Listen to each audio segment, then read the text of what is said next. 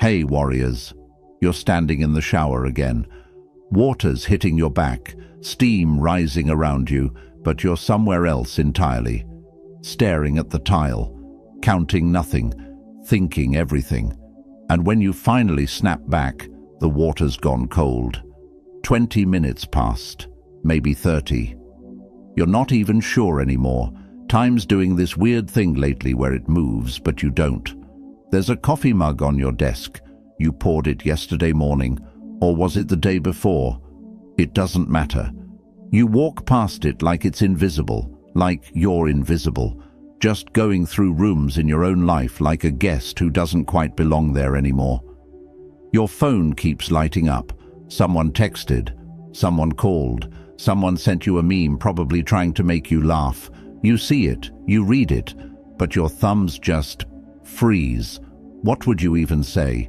I'm good feels like a script you can't memorize anymore. And the truth? The truth is too heavy to type, too much to explain, too exhausting to unpack. So you don't reply, and the silence grows thicker. This is what losing hope actually looks like. It's not cinematic. There's no orchestra playing while you fall to your knees in the rain. It's quieter than that. Smaller, more ordinary. It's cold coffee and unreturned texts and showers that last too long. It's your alarm going off and you thinking, again, like you're tired of the sun itself. Days stack on top of each other now. Same shape, same weight, same emptiness wearing different dates. You used to have plans, dreams, that thing people call ambition. Now you're just trying to make it to Thursday, and you're not even sure why Thursday. It's just the next thing. The person you used to be feels like someone you knew in high school, someone you grew apart from, someone whose optimism and energy you remember vaguely, like a story someone told you once. That version of you who thought trying hard meant winning, who believed fairness existed, who assumed love and effort were enough. Marcus Aurelius said, "The impediment to action advances action. What stands in the way becomes the way." He was saying that obstacles aren't blocking your path. They are your path. But nobody tells you how that feels when you're empty, when the obstacle is the voice in your own head saying, "What's the point?" It feels like standing in a dark room you can't find the door to, like watching yourself from outside your body, wondering who that person is and why they're still pretending. But listen to me. You clicked on this video. Some part of you hasn't quit. Some small, stubborn, exhausted part is still searching, still hoping that maybe there's something that'll make sense of this, make it bearable, make it worth it. You're not weak for feeling this way. You're human. You're not broken because hope feels impossible. You're in the middle of something that hasn't finished yet. And yeah, it looks like destruction. But sometimes what looks like death is transformation, tearing down what doesn't work, so something true can grow. This video isn't here to sell you positivity you don't believe. It's here to tell you the truth. You're still breathing. And anything that still breathes can rise again. Not today, maybe. Not tomorrow. But one stubborn breath at a time. If this is landing, hit that like button. Drop a comment. Even just, "I am still here, and my story isn't over." Subscribe because we're building a space for people who are surviving when survival is the hardest thing they've ever done. And don't skip any part of this. Every word is here because you need it. Number 1. The pain you feel is building something you can't see yet. When you're drowning in pain, everyone wants to know what you're learning from it, what it's teaching you, how it's making you stronger. And you want to scream because you're not learning anything except how much you can hurt. You're not getting stronger. You're getting destroyed, piece by piece. Epictetus said, "It's not what happens to you, but how you react to it that matters." He wasn't minimizing pain. He was stating a fact. The event is one thing. What you build from it is another. Right now, you can't see what's being built because you're still in demolition. Everything you knew about yourself is being torn down. Your assumptions about how life works, your beliefs about fairness and effort, your identity as someone who had it together, all of it crumbling. And everyone's telling you it's for a reason, that there's a purpose.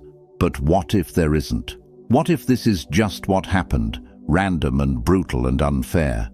Here's what's still true. You get to decide what you do with it. Not whether it happened, not whether it hurts, but whether you let it make you bitter or make you deeper, whether you let it close you off or break you open. The Japanese repair broken pottery with gold, kintsugi. The gold doesn't hide the cracks, it highlights them. It says, this broke, and that's part of its story now. But that doesn't happen immediately. First comes the breaking, then comes sitting with the pieces. Then comes the careful work of repair. You're in the sitting with the pieces phase. You're not supposed to be beautiful yet. You're not supposed to have it figured out. You're supposed to be exactly where you are, shattered, examining the pieces, trying to understand what just happened. But here's what's also happening. You're learning your own weight. You're discovering what you're actually made of when the performance stops. You're finding out which parts of your identity were real and which were costumes you wore to make others comfortable. Every time you get out of bed when you don't want to, you're building something. Every time you choose to eat when food tastes like nothing, you're building something. It doesn't feel like building. It feels like barely surviving. But surviving is building, when surviving is the hardest thing you can do. The person you're becoming won't be the same as who you were. There'll be someone who knows what it costs to keep going, someone who understands pain in their bones, someone who can sit with another person's darkness without trying to fix it, because they know what it's like to be there. You're collecting wisdom, depth, empathy, strength that's been tested in ways people with easy lives can't comprehend. You're becoming someone who doesn't take joy for granted, because you remember when joy seemed impossible. The pain you feel today is the foundation for who you'll be tomorrow. Not because pain is good, but because you're refusing to let it be meaningless. You're choosing to let it transform you instead of destroy you. And that choice? That's the beginning of everything. Leave this affirmation below. My pain is creating my power. Number 2. The people who left revealed what you couldn't see. You keep replaying it. The ones who walked away, the ones who said they'd always be there and then weren't, the ones who made you feel disposable. You think something is fundamentally wrong with you because if you were enough, they would have stayed. Seneca wrote, "We suffer more often in imagination than in reality." You're suffering from the story you're telling yourself about what their leaving means. That story says you're unlovable, unworthy, fundamentally flawed. But what if that story is wrong? Here's what you're missing. Their leaving wasn't the tragedy their staying would have been. Your body kills millions of cells every day. Apoptosis, not because they're diseased, because they've served their purpose and now they're in the way of what's trying to grow. If those cells refuse to die, you'd get sick. Death of the old is necessary for health of the new. The people who left were your apoptosis relationships that already served their purpose, but you couldn't see it yet. You were holding on to connections that had expired, because letting go felt like admitting you were wrong about them. Stop rewriting history to make them better than they were. Stop editing out the moments they made you feel small, the times they weren't there when you needed them, the ways they took more than they gave. You're mourning a version of them that mostly existed in your imagination, not who they actually were. Look at what happened when things got hard. Where were they? They revealed something you needed to know. They were there for the good version of you, the successful one, the happy one. But the real you, the struggling you, that version made them uncomfortable, so they left. And that's clarity. That's the universe doing you a favor, even though it feels like punishment. Imagine if you'd spent another 5 years investing in those relationships. Imagine building your whole support system around people who only show up when it's convenient. The emptiness you feel is actually space. Space that was occupied by the wrong people. Space that needed clearing so the right people could find you. The right people don't show up when your life is perfect. They show up now in the mess, in the uncertainty, in the version of you that has nothing to offer except raw, broken honesty. Those are the ones who matter. You're also discovering you're stronger alone than you thought. Every day you keep going without their validation proves you were never as dependent as you feared.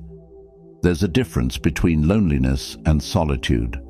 Loneliness is feeling empty while attached to the ones who left. Solitude is making peace with your own company, learning you're enough by yourself. The people who left taught you how to stand alone. They taught you that some chapters end abruptly, without closure, and you have to live with the unfinished feeling. Most importantly, they taught you how to recognize the real ones when they show up, because now you know the difference. Stop waiting for them to come back. Stop checking if they're watching your life. Their absence is making room for your real life, for real connections, for people who don't need you to be perfect to decide you're worth knowing. Number 3, your failure wasn't a wrong turn, it was the path. You think you failed because you took the wrong road. You've mapped out all the ways you screwed up, all the alternate versions where you made better choices and ended up somewhere else.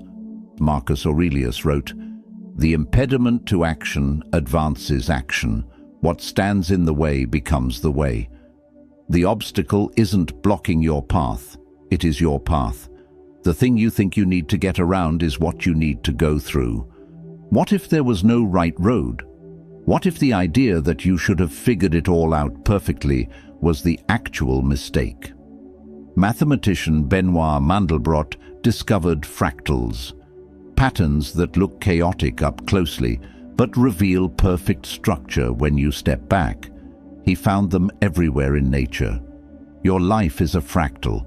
What looks like failure right now is part of a pattern you can't see yet because you're too close. Every wrong turn taught you something you needed to know. Every mistake eliminated a path that wasn't meant for you. Every failure was the universe saying, "Not that way, but keep going." You wanted the straight line point A to point B, clear directions, obvious progress. But life doesn't work like that for people who are supposed to do something real, something that requires depth and understanding and empathy and strength. Think about what you learned from failing. You learned what you're actually capable of surviving. You learned which ideas had real foundation versus fantasy. You learned what you actually care about versus what you thought you were supposed to want. You learned who you are when the performance stops. The people with straight-line success, they're fragile. They've never been tested. They don't know what they're made of. They're one bad day from collapse because they've never developed the muscles you're building right now. Your failure eliminated paths that would have led to a life that looked good but felt empty. It saved you from climbing a ladder only to discover it was leaning against the wrong wall. But more than that, your failure made you real. Nobody connects with perfection. Nobody is inspired by someone who never struggled. The people who change lives have this in common. They failed hard enough to become humble. They lost enough to become grateful. They struggled enough to become strong. Every person you admire has a private story of defeat that nearly broke them. The difference isn't talent or luck. It's the decision to let failure be a chapter instead of the whole story. To say, "This happened, now what's next?" instead of "I'm done." Your failure isn't a detour, it is your path. The struggles, the setbacks, those are the path. And the person who emerges, that person is exactly who you need to be for what's coming next. Stop trying to fix what happened. It's done. The energy you're spending on regret is energy you need for rebuilding. The mental space you're giving to mistakes is space you need for imagining what's possible from here. Put this in the comments. My failures are my foundation. Number 4. The silence is teaching you a language you've never spoken. Nobody prepared you for this kind of quiet. The suffocating kind, where your phone doesn't ring, opportunities don't come, and the world keeps spinning while you're standing still. You watch people celebrate their wins while you're sitting there with nothing to report except that you're still here. This silence feels like punishment, like you're being ignored by the universe itself. Epictetus said, "If you want to improve, be content to be thought foolish and stupid." Real growth happens when you stop performing for the crowd, when you stop needing their validation to know you're moving forward. What if the silence isn't emptiness? What if it's full of something you couldn't hear before because your life was too loud? John Cage wrote a musical piece, 4 minutes 33 seconds, where musicians sit at their instruments for 4 minutes and 33 seconds without playing a note. The point wasn't silence. The point was hearing what was already there. He said, "There is no such thing as silence. Something is always happening that makes a sound." Your life is in a rest right now, not because the music is over, but because this pause is part of the composition. In this pause, you can finally hear things you've been drowning out for years. Your own thoughts without everyone else's opinions. Your actual desires instead of adopted ones. Your real voice underneath all the performing. The silence is stripping away distractions. You can't busy yourself with success. You can't numb yourself with constant achievement. You have to sit with yourself, the real self. The one you've been running from by staying busy. And that self has things to tell you. Things you couldn't hear when your calendar was full and everyone wanted a piece of you. Things about what actually matters, what you actually believe, what you actually want your life to be about when you strip away everything you're supposed to want. Most people go their entire lives without this silence. They fill every gap with noise, with other people's voices, with society's expectations. They die without knowing who they actually were underneath all that. But you don't get that option. The silence found you. You can fight it, resist it, try desperately to fill it, or you can listen to it. Learn from it. Let it teach you things about yourself that you could never learn in the noise. This is where you figure out what you actually think, what you actually feel, what you actually need. The silence is giving you back to yourself. The silence is also teaching you this. You don't need constant validation to exist. You don't need applause to have value. All those years, you measured your worth by how many people were paying attention. You were giving your power away, but in the silence, nobody's watching, and you're still here, still breathing, still valuable, still worthy. Not because of what you produce or prove to anyone, but because your existence itself has meaning independent of anyone else's acknowledgement. This is the hardest lesson. You have to learn to be enough for yourself, to validate your own experience, to witness your own life, to know that what you're going through matters even if nobody else sees it. The silence is not your enemy, it's your teacher. It's showing you that you contain entire universes inside you that you never had time to visit because you were too busy trying to exist in everyone else's. Stop trying to escape it. Sit in it. Let it be uncomfortable. Let it be lonely. And in that acceptance, you'll hear something you've been missing, your own voice, telling you who you really are. Share this affirmation below. I am learning to hear myself. Number 5. Your weakness is the crack where your power gets in. You've spent your whole life trying to eliminate your weaknesses. become the strong, unbreakable version that never needs help, never shows vulnerability, never admits something is too hard. And where did that get you? Here, exhausted, alone, pretending to be fine while falling apart inside. Marcus Aurelius wrote, "When you are distressed by an external thing, it's not the thing itself that troubles you, but only your judgment of it. Your weakness isn't the problem. Your judgment that weakness makes you worthless is the problem." The idea that strength means having no weaknesses is a lie. Every ounce of energy you spend hiding your vulnerable places is energy you're not spending on actually living. The Japanese practice, wabi-sabi, finding beauty in imperfection. They see a cracked bowl and see where the light can enter. They understand perfection is dead, it's lifeless. Real beauty, real strength comes from the broken places. Your weakness isn't what's wrong with you, it's what's most right about you. It's where you're actually human instead of performing humanity. It's where you connect with other people who are also struggling. It's where your real power lives, if you're brave enough to stop fighting it.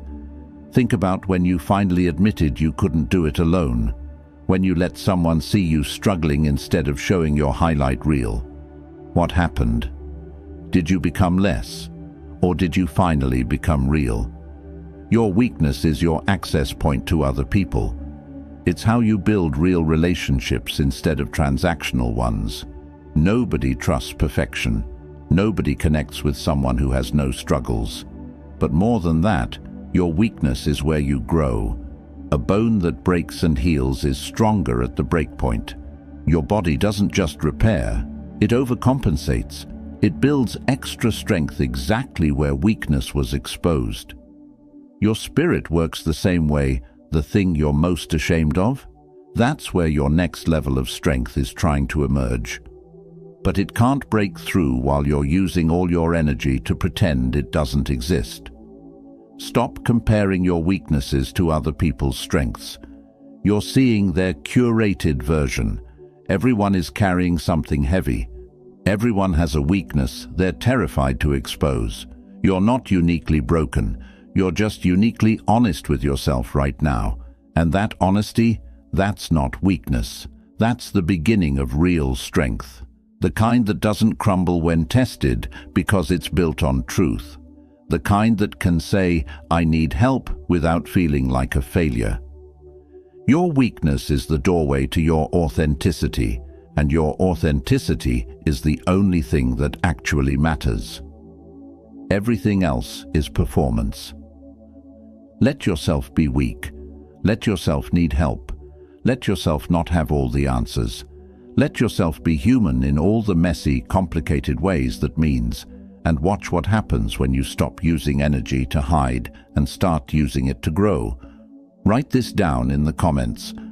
My weakness is where my truth lives. Number 6. The version of you that's dying needed to die.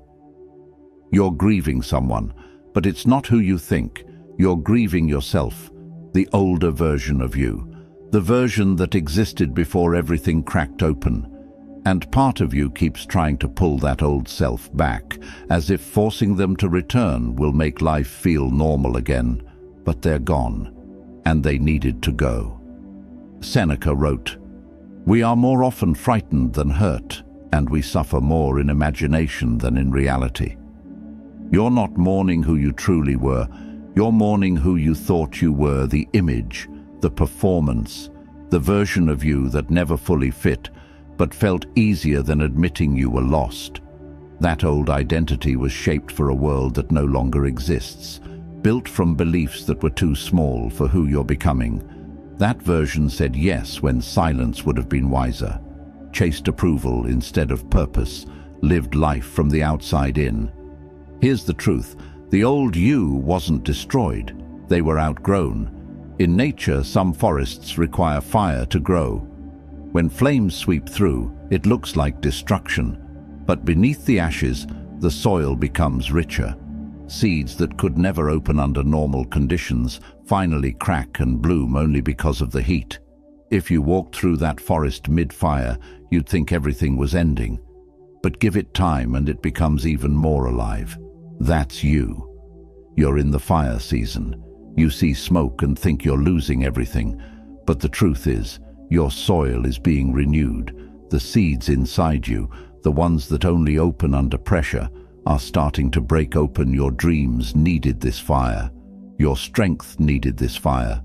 Your next chapter needed this fire. Think of a mirror that has been fogged up for years. Fingerprints, dust, old smudges, streaks from everyone who ever touched it. You look into it and say, "This is who I am," but you're not seeing yourself clearly. When someone finally wipes the mirror clean, the process isn't gentle. It takes pressure, rubbing, scrubbing, friction. It feels like something is being erased, but nothing valuable is being removed. Only the layers that weren't truly part of you. That's what you're experiencing. The friction you feel is the old identity being wiped away, not to destroy you, but to reveal you. You're in that uncomfortable stage where you don't recognize yourself yet, where the old version is gone and the new version isn't fully formed. But stop trying to resurrect the past. Stop trying to be the person you used to be before you knew what you now know. The you who avoided conflict had to die. The you who hid your pain had to die. The you who tried to belong everywhere except within yourself had to die. Those versions served their purpose. They kept you alive. But they can't take you where you're going next. Yes, it's scary. Yes, it feels like losing yourself. But you're not losing yourself. You're meeting yourself. And meeting your real self for the first time is always disorienting. You're not falling apart. You're being rebuilt. The person you're becoming is more aligned, more grounded, more capable of carrying the life you actually want. The opportunities that are coming need a stronger you, a braver you, a clearer you. The old version couldn't have survived the future you're stepping into. You're not dying, you're becoming. And soon, this pain won't feel like loss. It'll feel like freedom. Number 7. Your timing wasn't wrong. The clock you were watching was. You thought you'd be further by now. You had a timeline, milestones you were supposed to hit by certain ages, and you're nowhere near where you thought you'd be. So you decided you're behind, you're late, you're failing. Marcus Aurelius wrote, "Time is a sort of river of passing events, and strong is its current." You're not behind, you're in the current, moving at the exact speed your journey requires. What if the timeline you're measuring yourself against was never real? Society gave you a clock that has nothing to do with your actual life. Graduate at 22, career by 25, married by 30, as if everyone's journey runs on the same schedule, as if life is a factory assembly line. But life doesn't work like that. Real growth doesn't work like that. Transformation doesn't happen on a schedule you can post on LinkedIn. It happens in its own time, following rhythms you can't control. In deep-sea diving, the diver must rise to the surface slowly. If they ascend too fast, their body collapses under the pressure. They get the bends, a dangerous condition caused by rising before the body is ready. Going up too fast is more dangerous than staying deep. And yet, you punish yourself for not ascending faster in life. But your pace isn't a delay, it's protection. You are surfacing at the exact speed required to survive your journey and sustain the growth that's coming. You've been trying to force your life to match someone else's calendar, and all it's done is exhaust you, made you feel perpetually behind, perpetually inadequate. But look at the people you think are ahead of you. How many are actually happy? How many built lives that look impressive but feel hollow? How many hit all the milestones and then realize they didn't mean what they thought? Your timing isn't wrong. It's yours, and yours doesn't look like anyone else's because you're not anyone else. You're on a completely different path that requires completely different timing. Glaciers move so slowly that they appear still to the human eye. People stare at them and think nothing is happening, but they are moving, quietly, powerfully, reshaping entire landscapes over time. They carve valleys, form rivers, shift mountains, transform the earth in ways nothing fast could ever do. Slow doesn't mean stuck. Slow means you're becoming strong enough to reshape your own life with lasting impact. Your progress may look invisible right now, but your transformation is happening beneath the surface. Steady, unstoppable, undeniable. You're not behind. You're in the season you need to be in. The season where you learn what can only be learned through struggle. Where you develop depth that early success would have prevented. Where you build the foundation for something real instead of something fast. And what you're building, it's going to matter more than what you thought you were supposed to build. It's going to be truer, more sustainable, more aligned with who you actually are. But it takes the time it takes. Stop comparing your chapter 3 to someone else's chapter 20. Stop measuring your beginning against their middle. You have no idea what they went through, what they sacrificed, what they're still struggling with behind the facade. Your life is unfolding exactly as it needs to, not as you wish it would, not as you planned, but as it needs to for you to become who you're meant to become. Trust that. Even when it feels slow, even when it feels like everyone else is ahead, you're not supposed to catch up. You're supposed to stay on your path, at your pace, learning your lessons and the time it's taking. That's not wasted time. That's growing time, building time, becoming time. Number 8. The weight you're carrying isn't yours to carry alone. You've been carrying everything by yourself. Other people's expectations, their disappointments, their needs, your own pain on top of all that, and you carry it quietly because you learned that asking for help means you're weak. Epictetus said, "No man is free who is not master of himself." And mastering yourself doesn't mean carrying everything alone. It means knowing when to put things down, when to ask for help, when to admit some weights were never yours to carry. So you carry it, all of it, until your knees buckle and your hands shake, and even then, you don't put it down. You just try to rearrange it, because that's what you do. That's who you've always been, the strong one, the capable one.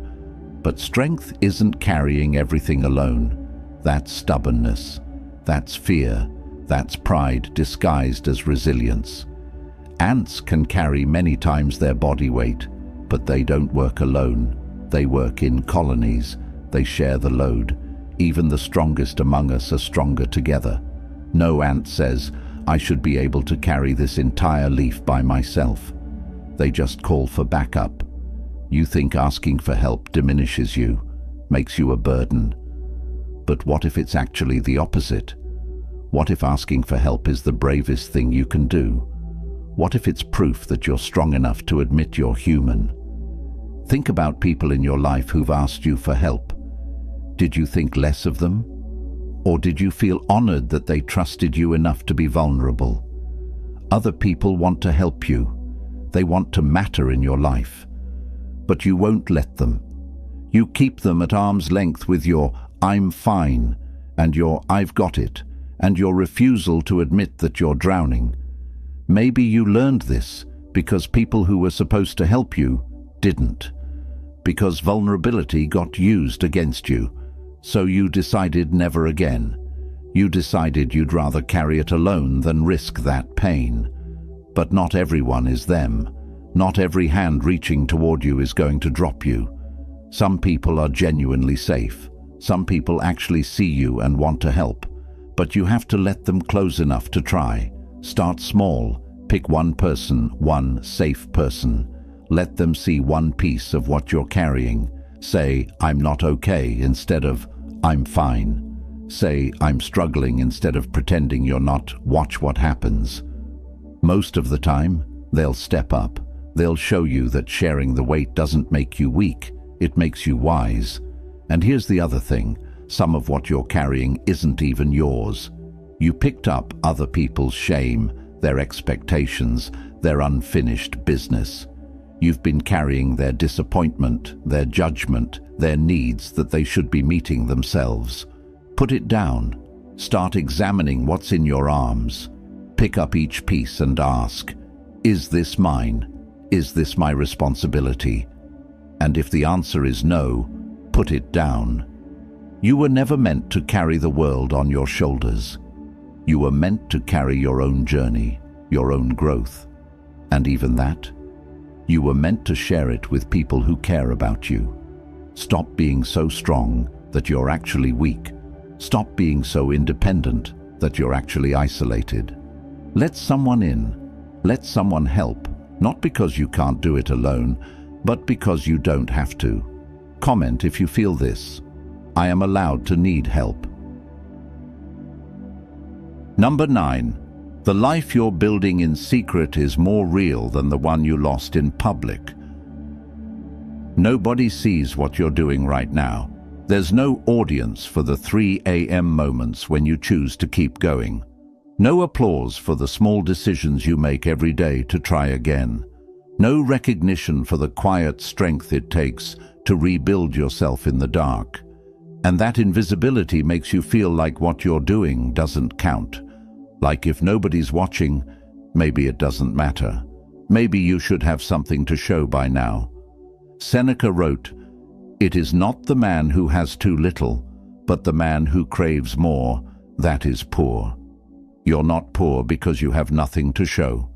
You're rich because you're building something real instead of performing something fake. The most important work you'll ever do happens when nobody's looking. When you plant bamboo, you water it for 4 years and nothing happens above ground. No visible progress. Just faith that something's happening beneath the surface. Then in the 5th year, it grows 90 feet in 6 weeks. But it's not really 6 weeks of growth. It's 5 years of root development nobody could see. You're in your underground years, building roots, creating foundation, doing invisible work that will support everything that comes next. And it feels like nothing's happening because there's nothing to photograph, nothing to post. But you are.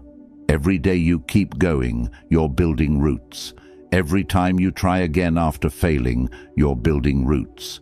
Every moment you sit with your pain instead of numbing it, all of it is building the foundation for your 90-foot growth moment, the life you lost in public. That was the performance, the version you presented to the world. It looked impressive, but you know the truth. It was exhausting. It required constant maintenance. It needed validation to feel real.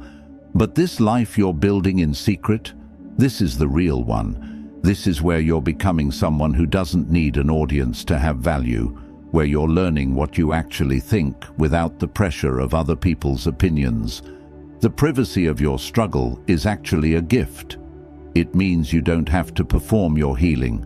You don't have to package your pain into something inspirational before you've processed it. You can be messy. You can be uncertain. You can take 3 steps forward and 2 steps back without anyone judging. Most people never get this. They live their entire lives on stage, performing every moment. They never know who they actually are underneath the performance because they never have privacy to find out. But you're being forced to find yourself outside that system, to build an identity that doesn't depend on external validation, to create meaning that exists whether anyone acknowledges it or not. And that's real power, the kind that can't be taken away because it was never given to you by anyone else. You're learning to carry your own light, to trust your own path, even when nobody else can see where you're going. To know your own worth, even when the world isn't reflecting it back. The people who matter will see what you're building eventually, not because you advertise it, but because it will be undeniable. When something is built on a real foundation, when it comes from a true place, it shows, it radiates. But you have to stop waiting for permission to value what you're doing. Stop waiting for recognition to believe your efforts matter. You're the only witness you need right now. And one day, years from now, when you're standing 90 feet tall and people ask how you did it, you'll remember these invisible years. You'll remember the days nobody saw, the nights you fought through alone, and you'll know that this was when it really happened. Not when everyone could see it, when nobody could. This is your real life, the one you're building in the dark, the one that's roots deep instead of surface level, the one that's yours in a way nothing else has ever been. Don't rush it. Let it grow in secret. Let it become what it needs to become without the pressure of other people's expectations. Your time in the light is coming, but right now, you're supposed to be underground, building something strong enough to support what you're going to become. Type this below. My invisible work has visible value. Number 10. The hope you need isn't the hope you lost. You want the old hope back. The easy kind that believed things would work out simply because you wanted them to. The kind that saw the future as bright and clear. The kind that didn't know what you know now, didn't carry what you carry now. That hope is gone, and you've been treating that loss like it's the end of everything. Like without that naive optimism, there's no point in continuing. But that hope was a child's hope, and you're not a child anymore. Marcus Aurelius wrote, "Very little is needed to make a happy life. It is all within yourself, in your way of thinking." He wasn't saying life would be easy. He was saying that hope doesn't come from circumstances, it comes from how you meet them. There's a different kind of hope available to you now. Not the blind kind that ignores reality, the clear-eyed kind that sees reality exactly as it is and chooses to keep going anyway. Not hope that says, everything will definitely work out. Hope that says, I don't know what will happen, but I'm willing to find out. The philosopher Albert Camus wrote about Sisyphus, the man condemned to push a boulder up a mountain only to watch it roll back down forever, a story about meaningless suffering. But Camus said something radical. One must imagine Sisyphus happy. Not because the task gets easier, not because the boulder stops rolling down, but because Sisyphus decides that the struggle itself is enough, that he doesn't need a happy ending to make his efforts meaningful. That's the hope you need now. Not hope for a specific outcome. Hope that you can handle whatever comes. Hope that meaning exists in the journey, even if the destination isn't what you planned.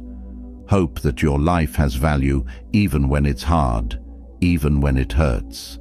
This new hope doesn't promise you anything. It doesn't guarantee success or happiness or fairness. It just says, you've survived everything so far. You've made it through every bad day up until this point. Your track record for getting through difficult times is 100%. And that's not nothing. You're building what some call tragic optimism, the ability to maintain hope and find meaning despite pain, despite loss, despite the inevitable suffering that comes with being human. It's not pretending the pain doesn't exist. It's the deep knowing that you can endure, that you can grow through difficulty, that you can create meaning even in circumstances you wouldn't choose. This hope doesn't need things to be perfect. It doesn't need guarantees. It just needs you to keep showing up, to keep trying, to keep believing that your existence matters even when you can't see the point, to keep moving even when you don't know where you're going. And here's what this hope gives you that the old hope never could. It's unbreakable.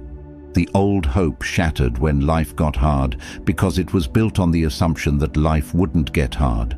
But this new hope, it's built on the knowledge that life is hard and you can handle it, that things will go wrong and you'll figure it out, that you'll lose things and keep going. This hope has scar tissue. It's been through fire and came out changed but not destroyed. It knows what it's talking about because it's been tested. It's earned.